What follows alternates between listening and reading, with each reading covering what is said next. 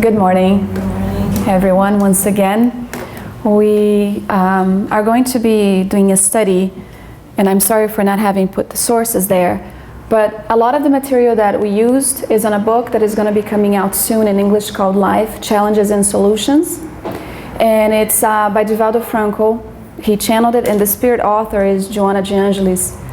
But we also used a book called The Good News, which is not yet translated, and I hear it's coming out soon as well, with some stories narrated by the spirit Brother X, in which he brings us some situations that happened when Jesus was among us. But before we talk about our topic, the dawn of a new era, it is necessary to wake up, we are going to begin with a little story. There was a young man who decided to travel to a faraway land and seek this old wise man. In reality, he arrived in the city and he noticed that he needed to go to a small village. And he did. He walked to that small village. When he got to the small village, he noticed that right at the entrance of the village, there was a cemetery. Now, it wasn't one of those cemeteries that was full of formalities and luxurious, the things that we usually see. It was a very simple cemetery. Just the gravestones, people's name, and the time in which they were alive. But he was filled with compassion because he noticed on the gravestones that all of them would say, so-and-so, 2 years old. So-and-so, 3.5 years old. So-and-so, 1 year old. So the wise man met him there at the cemetery. And when he got there, he saw the young man saddened. He said, "What happens in this city, this little village? Only children die?" And he said, "Whatever do you mean?" So he's like, "Well, look at the gravestones." The old wise man replied, "No, people of all ages die here." And he says, "Well, why are these things inscribed in the gravestones?" He said, "Well, because here, it's only taken into accountability the years in which the person was truly alive." Let us think about this for a second. Here, we take into accountability only the years in which the person was truly alive. Now, I started thinking, I'm 37 years old. And should I die today, how many years could I say I was truly alive? And a new question arises, what does it mean to be alive? What does it mean to be dead? The reason why we're narrating the story is because we were inspired by this invitation from Paul to the Ephesians, in which he said, "Wake up, you who sleep, rise from the dead, and Christ will shine on you." Interestingly, the story falls and fits perfectly because here we see Paul addressing people who were asleep and even dead. But before we start talking about this, you guys noticed that the beginning, the topic was the dawn of a new era. It is necessary to wake up. And spiritists nowadays are focusing heavy on the aspect of the transitioning of our planet, which I'm not going to do. I've done that enough. But we have to take into account because they will state that in this new dawn, in this new era, it is necessary that we are awake, that we are aware, and that we are active participants. Spiritists understand this. In the transition of this new phase, we are not yet in the regeneration world.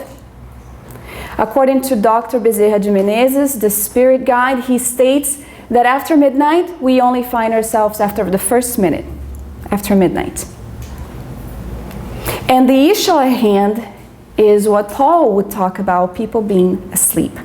To understand the message and see who he was addressing, we are going to resort to message 68 from the book, Our Daily Bread, in which Emmanuel pretty much sums up what Paul was trying to say.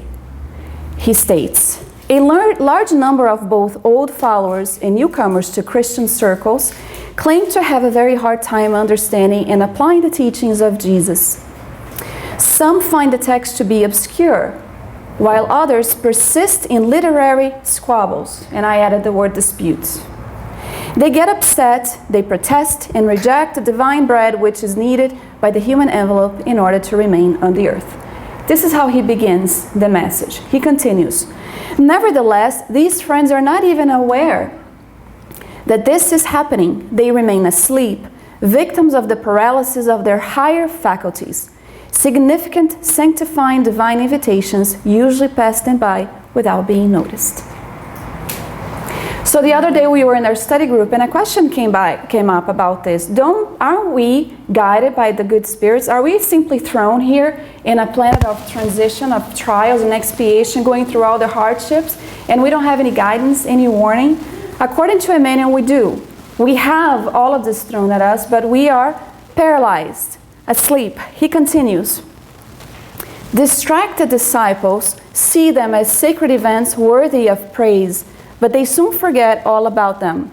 The mind does not accept these invitations. It remains in a numbing sleep, incapable of analyzing or of understanding. If incapable of analyzing and understanding these invitations, and most of all, the aspect of why we are here incarnated, he said that as we are in the flesh, we should be able to answer 4 questions. What are we doing? What do we want? What matters do we attend to? And last but not least, for what end are we destined to? Now he says that people who are truly awake and aware, not paralyzed or find themselves in a numbing sleep, can answer these questions. And in order to answer these questions, in directing it to our spiritual obligations and responsibilities, because we are here incarnated to evolve. Earth is beautiful, but it's not a constant vacation where we take naps in a wonderful, what is that called? The thing that swings back and forth? Hammock. We're not. We are here to answer these questions and to be aware of the answers.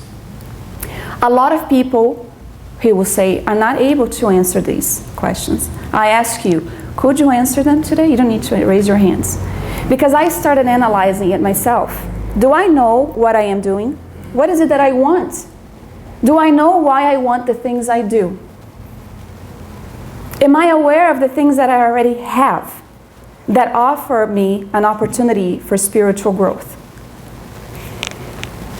He further states that the inability to answer the questions and remain paralyzed is equivalent to the state of being dead. Or, as he calls us, sleepwalkers. Sleepwalkers, creating for ourselves every kind of nightmare until something brings us back and abruptly wakes us up, often in the presence of a painful situation in our lifetime. It is necessary to wake up, is what he says.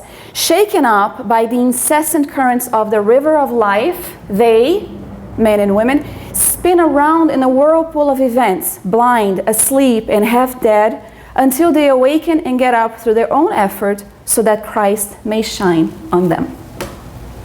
It's pretty powerful when we see this, because Paul wasn't addressing only the Ephesians. If we read the passage today, we see that he was addressing all of us.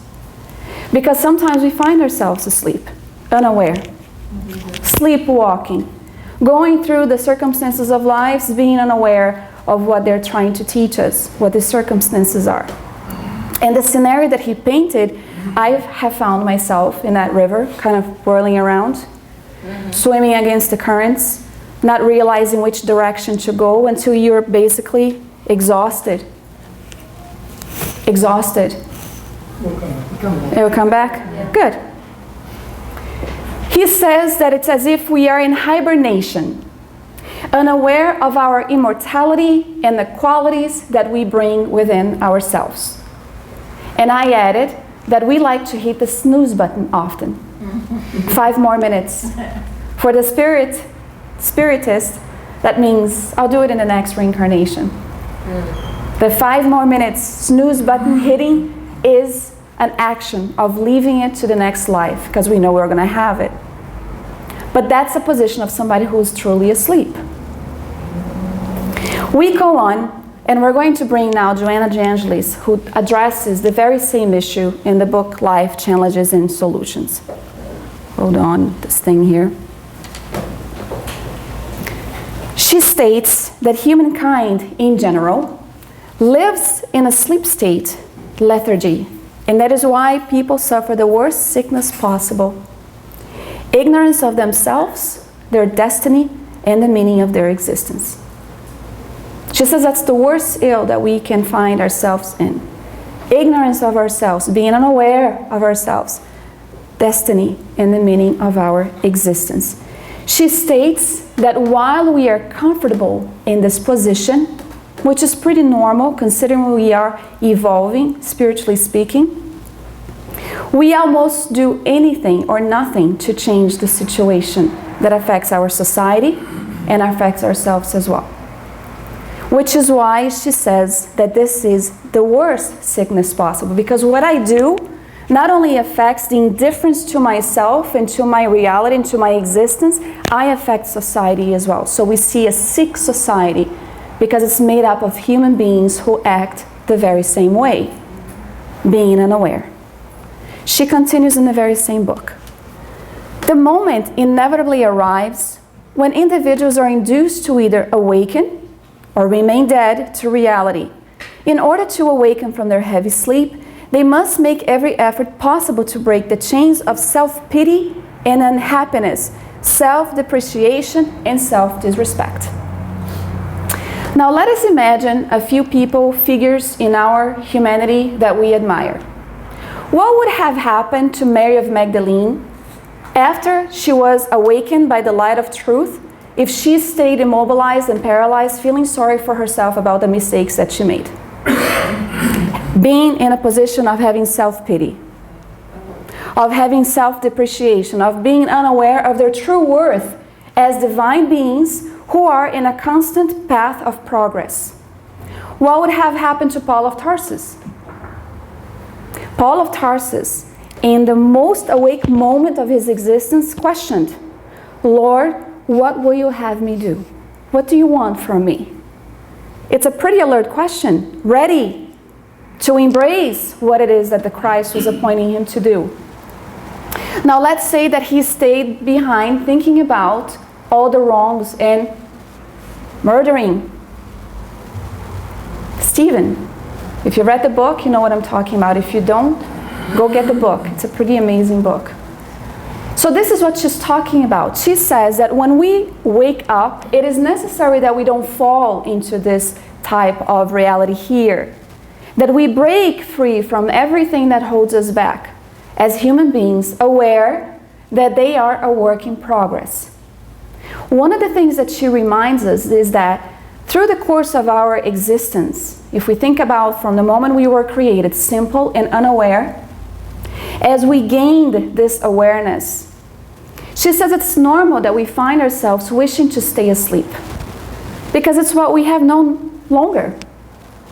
But it's necessary that we actually allow ourselves from breaking through anything that immobilizes and paralyzes us as well.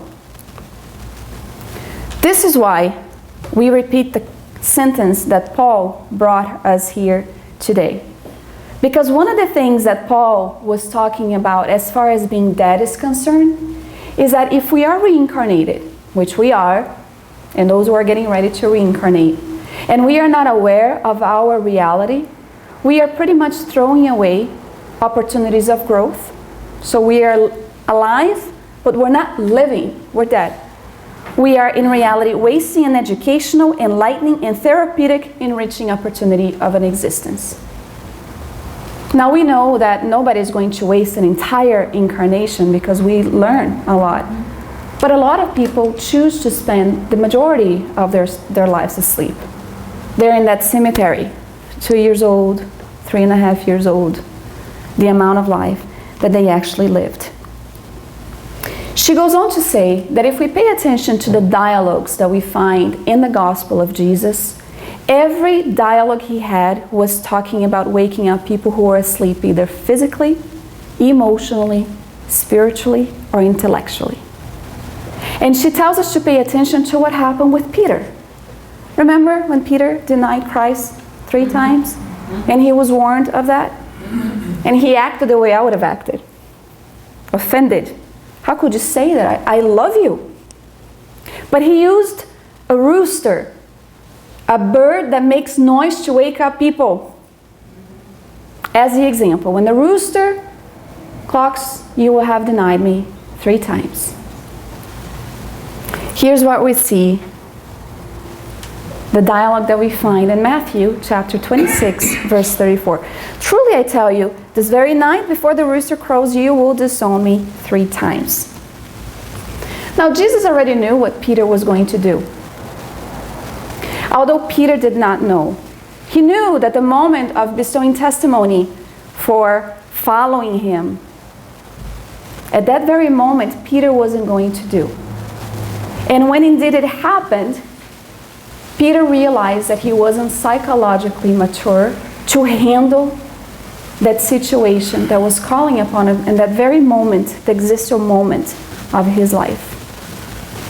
Joanna de Angelis states that the sleep is great due to this lengthy period of permanence in the early stages of evolution. And Peter wasn't aware of that. She says, the unconscious, that which we all have here, the unconscious, is in control of our sensations, our emotions, and leaves little room for consciousness or for acting logically. And then she says, Jesus told Peter about the denial and the call of the rooster, concluding that the unconscious was represented by the symbol of the rooster that wakes up. Something that happened when that rooster did indeed make the noise, that's when Peter awakened to the reality. And he spent his entire life in dedication and love towards others for Christ. But something took place. What was the feeling, the sensation that took place? Remorse. Remorse. But he didn't stay mobilized, paralyzed by that feeling. He did something about it as well. We are going to talk a little bit about a story that was brought on by Humberto de Campos in the book, or Brother X in the book, The Good News, in which there is a passage where he invites only 3 of the disciples to go to the Mount of Olives with him to pray. And he narrates that John, at that very moment, was amazed at the opportunity because there was only 3 with him. They were the only 3 invited. And I don't know if you guys have read this passage here. Why are you sleeping? Get up and pray so they will not fall into temptation. You guys remember this passage? Well, what happened there is that they go to pray. And Jesus asked him to stay awake and pray with him. And be vigilant. Be vigilant. He steps aside for a minute and the disciples fall asleep. That's what happens. So Jesus comes back and says, wake up, why are you sleeping? Get up and pray so you will not fall into temptation. Brother X continues narrating that the disciples were a little bit confused. You know, when you wake up from a sudden sleep and you don't know what's going on. And so John says, let us pray. Let us be vigilant. The master steps away again and they fall asleep yet again. This happened 3 times, according to the narration that is brought to us. And of course, we already know the rest of the story. We saw Judas with the soldiers approaching, and Jesus was taken. But what the gospel doesn't tell us, which Brother X tells us, is that after that moment, John was overcome with guilt. He thought to himself, why couldn't we stay awake with him for just 1 minute? Why the irresistible need to fall asleep? So he was overcome by that feeling, and he would pray daily, seeking assistance to help him through, not being able to be there for his friend for just 1 moment, 1 minute. Now we really love the sentence here. On the second time that he tried to awaken them, he says, couldn't you stay awake with me for just 1 minute? And if you pay attention as Christians, which we are, because we are spiritists and we have Christ as our role model and guide, this sentence is pretty profound. Can we stay awake with Christ for just 1 minute? 1 minute. If we understand ourselves as immortal beings in a physical incarnation here, being aware of our duties and obligations, while we try to free ourselves from that which immobilizes and paralyzes us and keeps us asleep, can't we stay with the Lord for just 1 minute and be truly awake to that which awaits from us in this lifetime? So one day John is doing his meditation, and he feels that urge to fall asleep again. But it's a different kind of urge. He had just prayed, and when he falls asleep, he notices that he is no longer in the physical body, and he sees a figure walking his way. Beautiful, with the same serene and sweet look and smile upon his face. It was the Master himself. So John is there mesmerized, and he asks Christ, "Will you forgive me?" And Christ gives him the lesson that we brought here today. The lesson had to do with the fact that as we go through the trials of our lives, sometimes it's necessary that we walk alone. But the second part of the lesson is that we are going to walk alone because of the state of sleep which our friends find themselves in, characterized by the feeling of indifference. So we decided to bring this here to ask if we ourselves are in that state of sleep, of indifference towards the need of those who are around us. And we bring it to the family, we bring it to society, we bring it to humanity as a whole, because we're talking about the dawn of a new era. And if we want to partake, we need to be awake. It's necessary to wake up and proactively participate in this. And indifference is not something that our society needs at this time.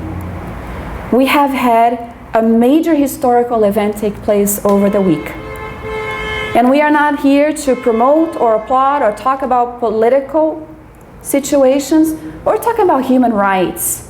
When people are awakened to the reality that everybody is equal and deserving of a situation or of opportunities that everybody is entitled to, that tells me that we are indeed awakening to this new reality, to the new era. Being aware that someone else is entitled to the same rights I am is a state of mind of being alert, of being awake, which Joanna de Angelis states that as we transition, as we evolve, we become more and more aware of what society truly needs. So while we focus on something that brings so much controversy, we ignore starving people in other countries. We decide to stay asleep to the need of others because it's more comforting and accommodating to me, not to think about someone else. As we go forward, we are going to see what Joanna de Angelis states. Because when we are awake, truly awake to the spiritual obligations and responsibilities, she says that a lot of people feel that it's fearful, fearsome to look at our lives and see what it is that we need to be alerted to. Maybe it's an illness. Maybe it's a financial situation. Maybe it's a conflicting moment at home with the spouses or a child that is hard to deal with. And a lot of people don't want to look at that. We have a therapist here. She, more than anybody, knows how people are afraid to look at what they need to be doing to make themselves wholesome and better and have a healthier lifestyle. But she says that being awake provides discernment.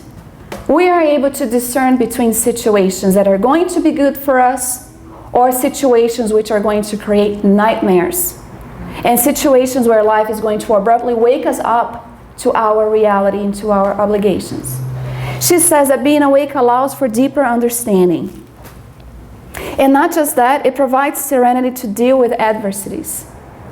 We are able to say, what does this mean for my progress? Why am I going through this? What is life's message for me at this moment? What is it that I can do? If this affliction was not brought on, right now I didn't do anything to deserve what's happening here. As an immortal spirit, I am able to think about, maybe it's a previous existence. And it's not punishment. It's an opportunity, according to Emmanuel, for enlightenment. It's an opportunity for us to take a look at the possibilities that we have as we evolve, spiritually speaking. And when we are able to do that, we see life in a lighter way. And Joanna de Angelis expresses this in these words exactly. she does say that as we are aware of our obligations and we have the courage to try to break ourselves from anything that immobilizes us, to break ourselves from that situation where we have been so accustomed to from our early stages of existences, and truly try to make an effort to stay awake, life becomes lighter. Even though it's filled with difficulties, the human being is aware of his condition, not only as a divine creation, which we all are, but as someone who has every tools available for him or her to be able to overcome those obstacles as well. And that it is less painful to be awake and to be alert and to do that which is necessary for our progress than to stay asleep or dead, in accordance to Paul. We are going to finalize showing a video from somebody who is fully aware through all of his own adversities and difficulties. What does it mean to be truly alive? What does it mean to be truly living? Being grateful for the opportunity. Being aware of what he can do as a contribution to himself, society, and his family. And I really love the example that we're going to bring today, because sometimes we feel that we lack so much and we cry so much towards the things that we wish we had, unaware of the great things that we do have. Joanna de Angelis states that awakening is urgent because it brings about the ability to have authority over your own life. Isn't that what we want? Yes. And she says, it doesn't happen only when everything is going well, but when we face the circumstances that we normally regard as unfortunate. Being able to answer this question. So I'm asking Henrique to turn the light off, please.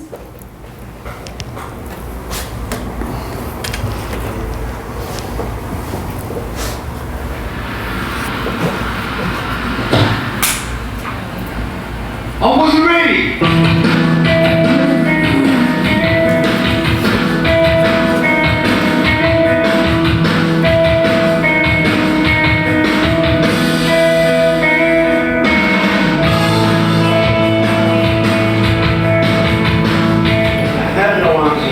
But I'm very thankful that I have a little chicken drum set here.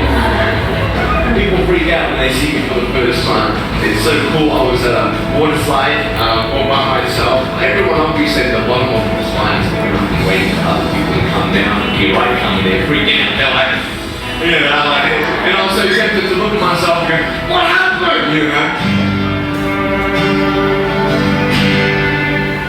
There were times where I sort of looked at my life and thinking, well, I can't do this and I can't do that.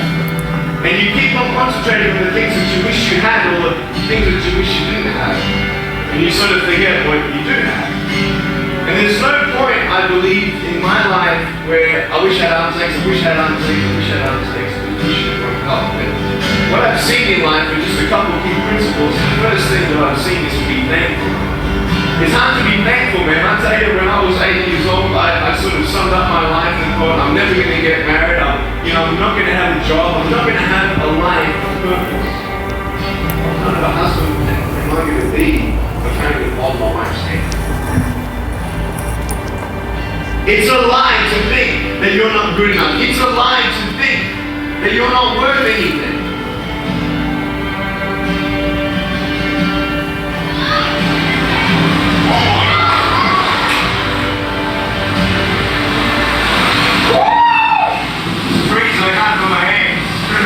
I love life. You know, so many people come and say, how come you smile so much? And I'm like, well, it's a long story. But it's very simple at the same time.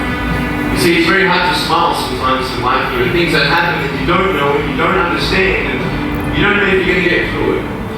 You know, you go through your storms in life and you don't know how long the storms are going to be. Today I want to share with you some principles that I've learned in my life that you can use in yours.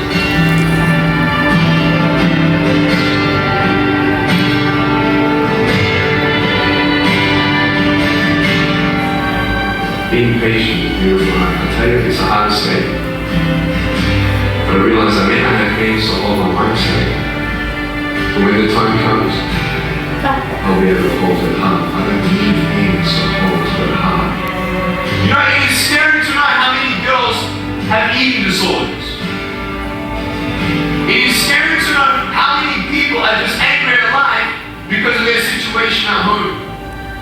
hurt others. Scary to know how many people actually feel like they're worth nothing. Every single girl right here, right now, I want you to know that you are beautiful. You are gorgeous just the way you are. And you boys, you're the man. On this DVD, I share my experiences in life of how I've overcome challenges and seen a new, fresh perspective in life. To be thankful, to dream big, and to never give up. I speak to children, youth, and adults about key issues and principles that I've applied in my life that has given me the strength to conquer all that comes before me. Truly awake human being, truly awake to his divine essence, to that which he can do for himself and others. Truly awake that adversities are going to come up, and there are things that we can do to be able to live in accordance with the teachings, because he's a Christian. He's not a spiritist, but he's a Christian, which tells us that the way to be looking at ourselves in our lives. When he was 8 years old, he contemplated killing himself. And he thought of his parents and how much anguish this was going to cause them. It's a truly awake person in that presence of an 8-year-old. Now we see Christ in every dialogue waking us up, giving us an opportunity to think, to analyze, to rationalize, but most of all, he is constantly promoting us, bringing us the need to look at ourselves as divine beings. We were created, destined to be happy. And although we understand that we are in a world of trials and expiations or atonements, and this is not a punishment, it's the school in which we are enrolled in right now. Should we pass the class, instead of keeping hitting the snooze button and be late for the class, we're going to have to repeat it as often as needed. Now the beautiful thing is that we have in him the greatest example. As Joanna de Angelis states, always awake, he is the maximum exponent of the conquest of the self. The authority, the power that we are able to have in our own lives should be awake. No longer dead, numb, paralyzed, immobilized. No more finding ourselves in self-pity, self-depreciation, or disrespect, but truly looking at ourselves as spirits who are evolving, progressing. We were made to be happy. The investments that were made by the spirits, the good spirits, the loving spirits who are here guiding every single one of us, should we wish to be in tune with them, is unlimited. It's unlimited. We read the stories in the spiritist literature, but most of all we go through it in our lives as we go through the storms, and we look back and we see that we made it out alive, and we recognize this love present, guiding us, encouraging us, giving us the ability to be awake and no longer dive into that nightmare that never ends, created by our misconduct or need to stay asleep. With this, when the book comes out, you guys need to read it, yes. Life Challenges and Solutions. And I encourage everyone to dive into the spiritist literature, to seek the tools needed to be able to live truly awake, truly aware, and most of all, loving to yourself, to ourselves. With this, I will open for comments and questions. And thank you for your patience. Thank you.